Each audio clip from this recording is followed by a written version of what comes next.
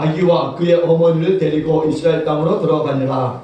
그러나 아벨라오가 그의 아버지 헤롯을 여호와의 임금됨을 듣고 거기로 가기를 무서워하더니 그의 지시하심을 받아 갈릴리 지방으로 떠났다. 함께 하십니다. 나사렛이란 동네에 가서 사니 이는 선지자가 하신 말씀에 나사렛 사람이라 취하리라 하심을 이루려 함이더라. 아멘. 한번 인사합니다. 주님 오셨습니다. 주님 이 땅에 사람의 몸을 입고 오셨습니다. 이제 성탄 예배가 25일 날 드려지지만 항상 우리의 마음 가운데는 주님이 계신 것을 믿으시기 바랍니다. 주님은 날마다 우리를 찾아오시고 날마다 우리 가운데 함께 하시는 것을 믿으시기 바랍니다. 1년 365일 성탄절로 지내실 수 있기를 바랍니다. 오늘 본문에는 이제 두 임금이 등장하게 돼요. 하나는 팔레스타인을 다스리는 엘 왕이고 다른 한 사람은 왕 중의 왕이신 예수님이십니다. 다윗의 후손으로서 온 인류를 구원하실 이제 예수님이 탄생하실 때 팔레스틴 땅에는 헤롯이 다스리고 있었어요. 그리고 그는 새로운 왕이 탄생하였다는 소식을 듣게 됩니다. 그래서 새로 태어난 이 왕이 이제 자신의 왕권을 또 노리지는 않을까 생각해서 이제 어린 왕 예수님을 죽이려 합니다. 물론 이것이 실패로 돌아갔지만 그럼에도 불구하고 그에 따른 후폭풍은 굉장했다라는 거죠. 2살 이하의 모든 남자아이들을 싸그리 죽게 했다라는 겁니다. 죽였어요. 헤롯은 주전 37년에 로마에 의해서 이제 분봉왕으로 임명이 돼서 이제 팔레스타인 땅을 다스리게 됩니다. 그는 에돔 사람이에요. 그러나 유대인의 마음을 사로잡기 위해서 무너진 예루살렘 성을 이제 건축하게 되고 그리고 또한 예루살렘 성전을 건축하게 됩니다. 물론 첫 번째 성전은 이제 다윗의 왕의 들을 이어서 왕이 된 솔로몬 왕이 이제 첫 번째로 예루살렘 이제 그 성전을 건축하게 되는데 두 번째는 이제 바벨론 포로에서 들어왔던 이제 스룹바벨이 건축하게 되고 그리고 세 번째는 이 헤롯이라고 하는 이 왕이 이제 예루살렘 성전을 이제 다시 짓게 됩니다. 그러니까 사실은 전의 성전들도 아름다웠는데 이 헤롯 왕이 지었던 성전은 참으로 아름다웠어요. 굉장히 화려하고 웅장했던 거죠. 마세다라고 하는 이 요새도 바로 이 헤롯에 의해서 건설되어졌어요. 그럼에도 불구하고 이 헤롯은 굉장히 난폭한 왕이었습니다. 첫째 부인에게서 낳은 이 후계자로 주목받았던 이 아들을 살해해요.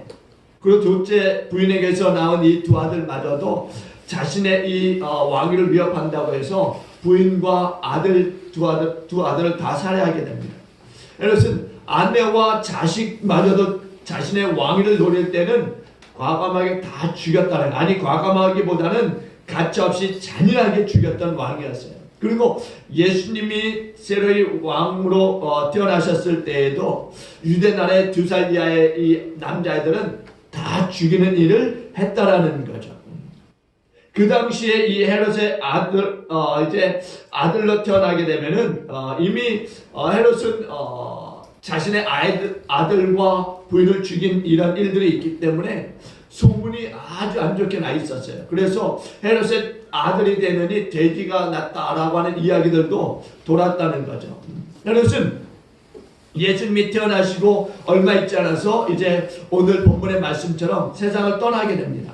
그런데 그때 이런 이야기가 있었어요. 마을의 유지들을 다 잡아서 감옥에 이제 가두게 됩니다. 그리고 내가 죽거든 저 감옥에 있는 유지들을 다 죽이라고 명합니다. 왜냐하면은 자신이 죽을 때 이제 곡소리가 나야 되는데 너무나 잔인한 일들 많이 했으니까 이제 누가 자신을 위해서 울어주겠습니까? 그러니까 이제 유지들을 다 잡아다 감옥에서 이제 처형시키라는 거죠. 자신이 죽을 때 다 처형시켜서 그의 가족들로 하여금 좀 곡소리나 울도록, 그래서 자신의 죽음을 안타깝게 여기는 것처럼 그렇게 가장하도록 했다라는 거죠. 그런데 헤롯이 죽고 나자 이 명령은 실행되지 않았어요. 헤롯은 왕의 자리에 있었을 때 엄청난 권력을 누렸고 사치스럽고 호화스러운 생활을 하면서 30여 년 동안 그 자리에서 천하를 호령하다가 세상을 떠났습니다. 헤롯 왕이 이렇게 천하를 호령하면서 당당하게 살고 있을 때 또 다른 이렇게 이제 세상의 왕으로 오신 이 예수님은 어땠어요? 아주 비참한 삶을 사셨습니다. 천한 마국간에서 탄생하신 이 왕은 태어나신 이제 그때 이 헤롯 왕으로 인하여서 그 자리도 보존하지 못하고 떠나야 했습니다. 그래서 애굽으로 피신하게 돼요. 그래서 거기에서 있다가 어떻게 되느냐, 이제 헤롯 왕이 죽었다라고 하는 소식을 듣고서 이제 애굽에서 돌아오게 되는데, 또 다시 들려오는 소식이 뭐였느냐, 헤롯의 아들이 뒤이어서 왕이 되었다라는 소식을 듣고서는 겁을 먹고서 이제 예루살렘으로 돌아가기를 이제 멈추게 되는 거죠. 그러고 나서 어떻게 하느냐, 바로 갈릴리, 그러니까 이제 나사렛이라고 하는 이 지방으로 이제 가게 되는 거예요. 헤롯의 아들이 유대의 왕이 되었다라는 이 소식을 듣고서 유대로 가려고 했던 마음들을 접고서는 이제 갈릴리 지방에 있는 아주 소도시 나사렛으로 가게 되는 거죠. 거기서 이제 정착하게 됩니다. 나사렛은 말했듯이요, 아주 작은 시골 마을이에요. 아주 작은 마을입니다. 이제 어린 왕인 예수님은 나사렛에서 이제 성장하게 되는 거죠. 나사렛의 이 들판을 뛰어다니시면서 이제 성장하게 되는데, 그곳에서 물고기도 잡고 또 나무도 올라가고 또 나사렛에 있는 성당에 회당에 들어가셔서 이제 예배도 드리시고 그렇게 어린 시절을 보내게 됩니다. 그리고 목수인 아버지 요셉을 통해서 목수의 일들을 배우게 돼요. 들려오는 이야기에 의하면은 요셉이 이제 아내 이제 마리아와 야고보를 이제 비롯한 동생들을 남겨두고서 이제 세상을 먼저 떠나게 됩니다. 그러자 이제 장남인 예수님이 이제 아버지 요셉의 뒤를 이어서 가정의 생활을 책임지셔야 됐다라고 이야기해요. 그래서 매일매일 힘들게 일을 하시면서 사셨다라는 거죠. 늦게까지 나무들을 다듬어야 됐고 대패질을 하고 그러다 보니까 이제 손이 거칠어지고 손이 이제 마디마디가 굵어지고 세상의 군주하고는 전혀 비교할 수 없는 위대한 왕이신 우리 예수님께서 이렇게 나사렛의 작은 마을에서 가진 고생을 하시면서 성장하셨다라는 거예요. 그리고 이제 이렇게 사셨던 예수님께서 30살이 되셨을 때쯤에 이제 하나님의 나라의 복음을 본격적으로 전하기 시작하십니다. 하나님의 나라가 가까이 왔음을 선포하시면서 회개하라고 말씀하시고 그리고 또 이제 말씀들을 곳곳에서 전하는 일들을 하세요. 그리고 자신이 이제 하나님께서 말씀하신 이제 그 메시아 그리스도이심을 알리시기 시작하시는 거죠. 예수님은 자신이 하나님의 아들이시고 구세주이심을 나타내시기 위해서 가시는 곳마다 어떻게 해요? 많은 기적과 이사들을 행하게 됩니다. 그러면서 또 당신이 하나님의 아들이시고 약속하신 그 메시아 그리스도이심을 말씀하시는 거죠. 그런데 그렇게 이제 예수님께서 이 땅에 오셔서 당신이 하나님의 아들이시고 너희들이 기다린 메시아 그리스도이심을 말씀하심에도 불구하고 반대편에서는 예수를 믿지 않는 많은 사람들이 또 있었던 거죠. 그들이 이제 예수님의 입에서 나오는 이 오묘한 말씀들을 들으면서도 예수님이 행하시는 이 많은 표적과 기사를 보면서도 하는 말들은 그런 거예요. 나사렛에서 무슨 선한 일이 있겠느냐 이렇게 말하는 거죠. 하나님께서 선지자들을 통해서 정말 약속하신 그 메시아가 이 땅에 오셨음에도 불구하고 그들은 예수님이 메시아이심을 믿지 않고 인정하지 않으려 했던 거죠. 오랫동안 기다렸던 구세주, 우리를 죄와 사망으로부터 건져주실 그 메시아이신 예수께서 이 땅에 오셨음에도 불구하고 나사렛이라고 하는 촌동네에서 나셨다라고 하는 그곳에서 자라셨다고 하는 이유만으로 그분을 거절하셨다라는 거예요. 그렇게 훌륭한 분이라고 하면은 화려한 도시 예루살렘에서 나실 것이지 어떻게 그 촌동네 나사렛에서 나실 수 있느냐는 거죠. 또 그렇게 훌륭한 분이라면 좋은 가문, 뭔가 훌륭한 권력 속에 있어야 하는데 그렇지 못하시다라는 거죠. 가난한 목수의 아들로서 어떻게 그런 목수의 아들이 우리를 구원할 수 있느냐는 거죠. 아무런 볼품 없는 그런 초라한 그 집안의 사람이 어떻게 우리의 구원자가 될 수 있느냐? 그럴 리가 없다. 이렇게 결론을 내려버리는 거예요. 사람들은 예수님을 나사렛 예수 이렇게 이야기합니다. 오늘 본문에도 보세요. 23절에 보니까 나사렛이란 동네에 가서 사니 이는 선지자로 하신 말씀에 나사렛 사람이라 칭하리라 하심을 이루려 함이로라.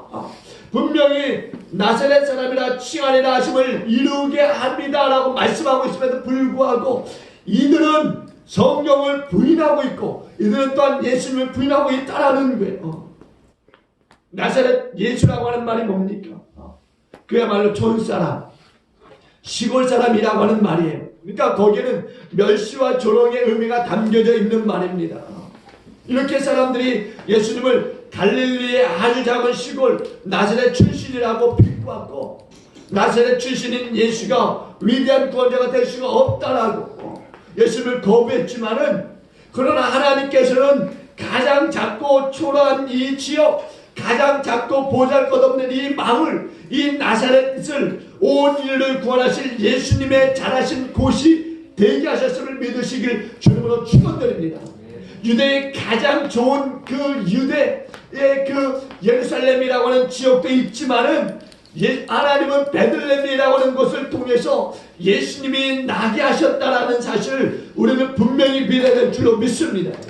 짐승들의 냄새가 나는 그 정말 그 마국간이지만은 그럼에도 불구하고 하나님은 예수님이 그곳에서 태어나게 하신 요람이 되게 하신 것을 믿으시기 바랍니다.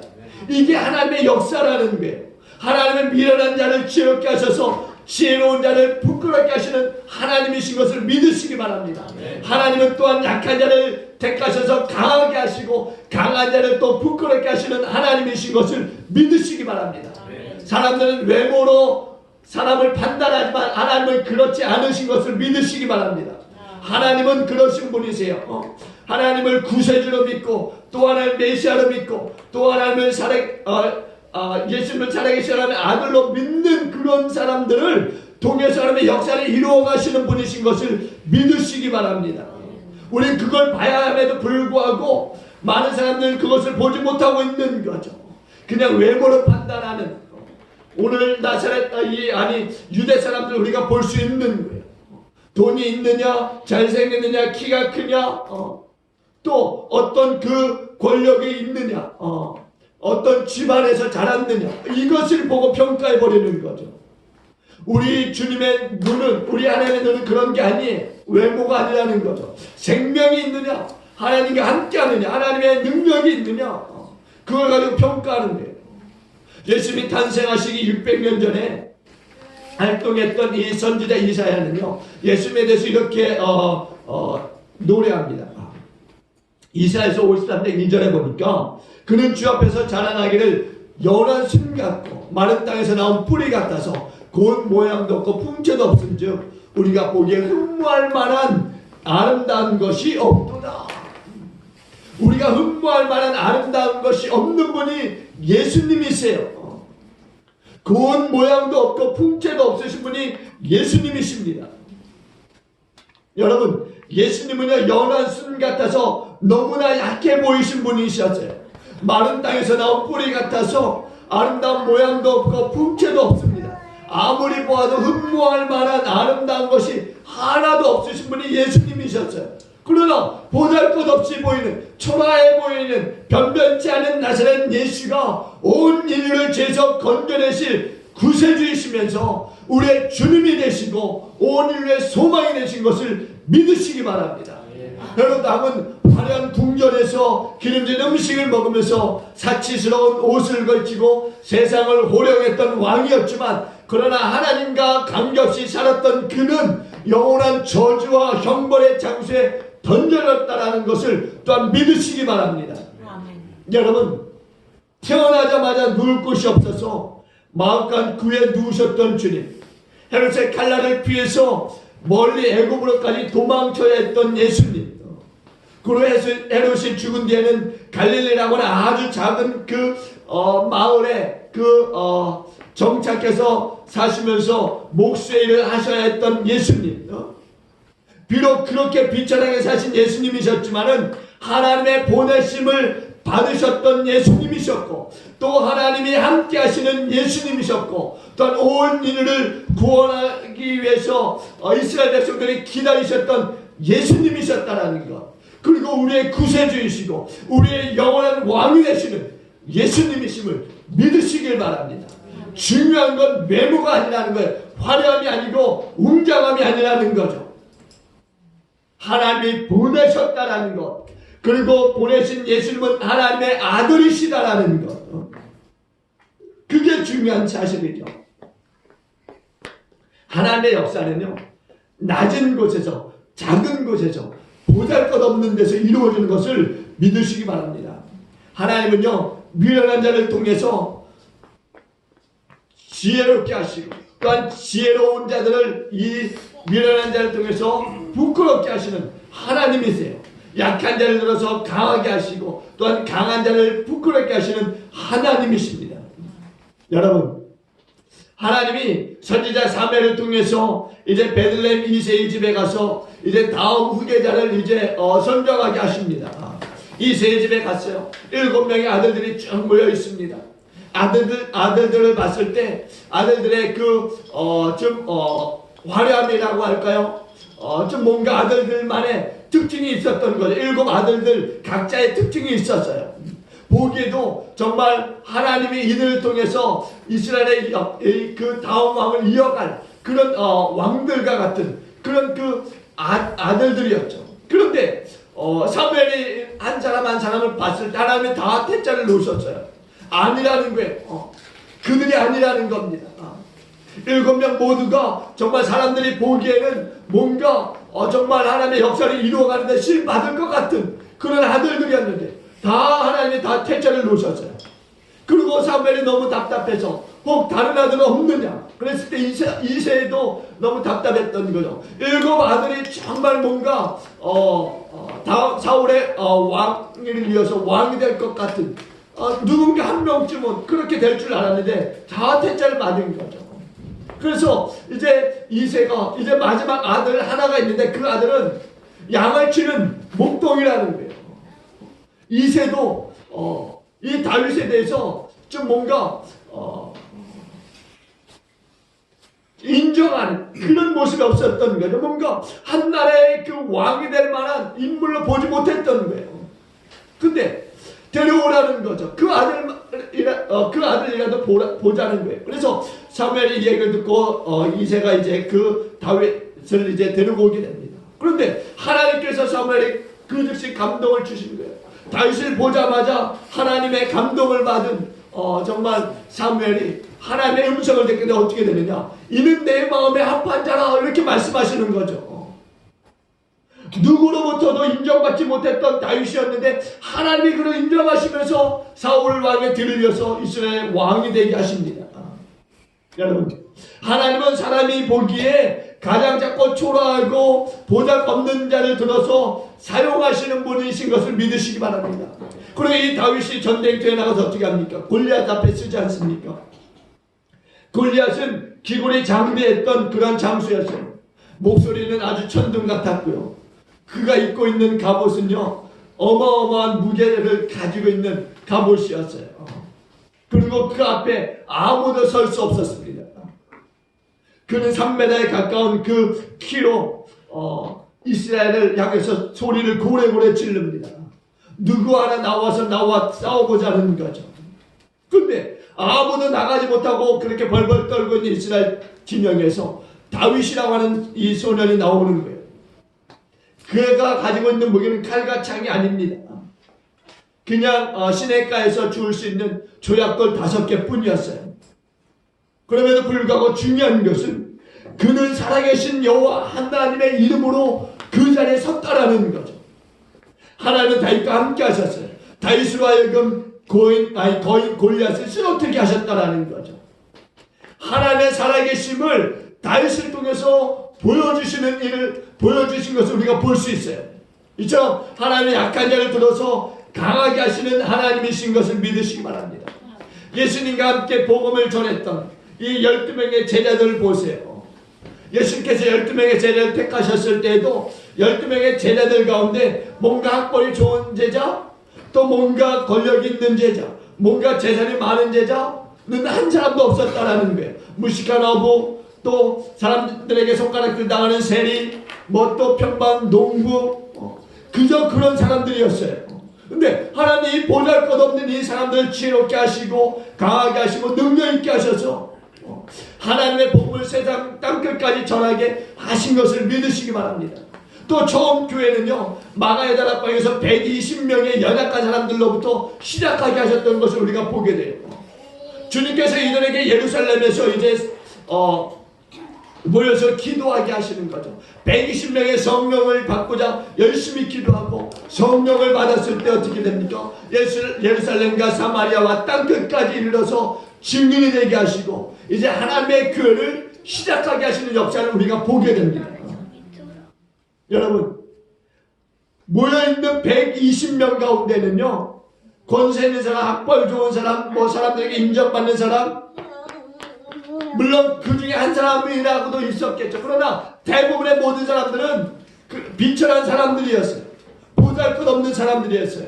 아녀자들도 있었던 거죠. 그런데 그들이 성령을 받고 나서 예루살렘과 사마리아와 온 유대와 땅끝까지 이르러 증명되는 삶을 살아가신 것을 믿으시기 바랍니다. 하나님은 그렇게 역사하시는 분이세요. 약한 자를 들어서 강한 자를 부끄럽게 하시는 하나님이십니다. 미련한 자를 들어서 지혜로운 자를 부끄럽게 하시는 하나님이세요. 하나님은 모세를 들어서 사용하실 때도 하나님의 백성들인 이스라엘을 이끄시기 위해서 모세를 40년 동안 애굽에서 배웠던 그 고귀함들을 싸그리 다 빼버리시는 거죠. 40년 동안 광야에서 양을 치는 목동으로 지내게 하셨어요. 그동안 자신만만했던 애굽에서 받았던 그 높은 교양들 다 없이 하셨다라는 거죠. 오히려 하나님께서 낮게 만드심을 통해서 오히려 하나님 앞에 무릎 꿇게 하셨던 모세를 우리가 볼 수 있습니다. 그렇게 보잘것없는 양을 치는 목동의 자리에 섰던 이 모세를 하나님이 다시 부르셔서 애굽에 있는 이스라엘 백성들을 이끄시게 하는 하나님을 우리가 볼 수 있는 거죠. 그러니까 이렇게 작게 만드셨던 하나님, 그럼에도 불구하고 그 작은 자를 더 강하게 사용하시는 하나님을 우리가 볼 수 있는 거예요. 사울이라고 하는 이 가말리알의 이 선생님 밑에서 학문을 배웠던 학벌 좋은 이 사울, 바리새인요 베냐민 지파에 속했던 이 사울, 가문도 좋고 신분도 좋고 권세도 있고 이렇게 좀 뭔가 당당했던 그런 이 사울을 하나님이 어떻게 해요? 그를 이제 광야 속에 3년 동안 이제 보내는 거죠. 예수를 만나고 광야에 3년 동안 이제 이 사울이 있게 됩니다. 거기에서 자신의 이 당당함, 이 도도함이 다 깨어져 버리는 거예요. 그리고 사울로 이제 사도 바울이 되게 하셔서 세계 복음화를 이루게 하시는 하나님을 우리가 또 볼 수 있게 됩니다. 그러니까 우리에게 중요한 것은 다른 게 아니에요. 우리가 세상 것 가지고 중요한 인물이 하나님 앞에 쓰임받는 인물이 되는 게 아니라는 거죠. 우리에게 중요한 것은 하나님이 함께 하시는 것인 것을 믿으시기 바랍니다. 권력을 잡은 것이 아니라 하나님을 잡은 것인 줄로 믿습니다. 어떤 권력 있는 사람들, 세상 사람들에게 인정받는 것이 아니라 하나님께 인정받는 사람인 줄로 믿습니다. 세상 생명 가지고 있는 자가 아니라 하나님의 생명 가지고 있는 자가 하나님께 쓰임받는 줄로 믿습니다. 우린 그런 사람 되어야 될 줄로 믿습니다. 또한 그런 사람들인 줄로 믿습니다. 여러분, 우리가 믿는 이 주님은 나사렛 예수예요. 작은 시골 마을에 천한 목수입니다. 그러나 이 예수님이 온 인류를 위한 생명의 구주가 되셨어요. 하나님은 약한 자를 들어서 강하게 하시고 강한 자로 부끄럽게 하시는 하나님이세요. 또 하나는 미련한 자를 들어서 지혜롭게 하시고 세상의 지혜로운 자들 부끄럽게 하시는 하나님이십니다. 우리가 세상에서 미련한 자이지만 또 세상에서 약한 자이지만 또 세상에서 천한 자이지만 괜찮습니다. 한번 인사합시다. 미련해도 괜찮습니다. 미련해도 괜찮습니다. 약해도 괜찮습니다. 천해도 괜찮습니다. 중요한 것은요, 하나님이 우리에게 우리와 함께 하시는 거예요. 우리가 하나님께 속한 자 있느냐는 거죠. 그게 중요한 거예요. 하나님께 속한 자, 하나님 함께 하시는 자, 이게 중요한 거예요. 고린도후서 4장 7절 이하에 한번 봅시다. 고린도후서 한번 다 같이 보십니다. 고린도후서 한번 여러분 다 찾아보세요. 그리고 볼펜이 있으신 분은 거기에다 밑줄을 진하게 그으십시오. 고린도후서 4장 7절. 고린도후서 4장 7절. 10절까지 봅니다. 고린도후서 4장 7절로 10절. 신약성역 288쪽. 신약성역 288쪽. 고린도후서 4장 7절로 10절. 우리 다 같이 믿음으로 함께 고백합니다. 시작. 우리가 이 보배를 질그릇에 가졌으니 이는 심히 큰 능력은 하나님께 있고 우리에게 있지 아니함을 알게 하려 함이라. 우리가 사방으로 우겨쌈을 당하여도 쌓이지 아니하며 답답한 일을 당하여도 낙심하지 아니하며 박해를 받아도 버림받지 아니하며 거꾸로 트림을 당하여도 망하지 아니하고 우리가 항상 예수의 죽음을 몸에 짊어짐은 예수의 생명이 또한 우리 몸에 나타내게 하려 함이라. 아멘. 아멘. 여러분, 우리가 예수라고 하는 보배를 우리 가운데 지니고 있음을 믿으시길 바랍니다. 나사렛 예수를 온 일을 위한 큰 임금으로 이 땅에 보내신 하나님이심을 여러분들 믿으시길 바랍니다. 그래서 양을 치는 보잘것없는 소년을 위대한 이스라엘 왕으로 세우신 하나님, 보잘것없는 12명의 제자들을 위대한 사도로 온 세상 가운데 복음 전하는 자로 보내신 하나님, 초라한 120명의 이 성도들로 주님의 몸된 교회를 시작하게 하신 하나님, 질그릇과 같은 우리 인생들을 하나님의 귀한 도구로 사용하실 하나님을 날마다 찬양하시기를 주의 이름으로 축원드립니다. 여러분, 이 하나님 앞에서 뭐가 중요하겠어요? 여러분, 생명의 주님은 여러분 마음가운데 영접하시길 주의 이름으로 축원드립니다. 왕이신 예수님을 여러분 모시길 주의 이름으로 축원드립니다. 입으로만 주여 주여 하지 마시고 이제 우리의 삶을 온전히 주님 앞에 맡겨드리는 순종하는 삶을 사시기를 바랍니다. 하나님은요, 마음에 합한 자, 하나님의 능력을 믿고 의지하는 자를 쓰시는 줄로 믿습니다. 그런 자와 동행하시고 그런 자를 인도하시고 그런 자에게 복을 주셔서 세상의 사람들을 구원하는데 또 사용하시는 것을 믿으시기 바랍니다. 여러분, 약한 자를 들어서 강한 자를 부끄럽게 하시는 하나님, 미련한 자를 들어서 지혜로운 자를 부끄럽게 하시는 하나님을 우리가 보면서 우리 가운데 그런 역사들로 쓰임받기를 다시 한번 주의 이름으로 축원드립니다. 기도합니다.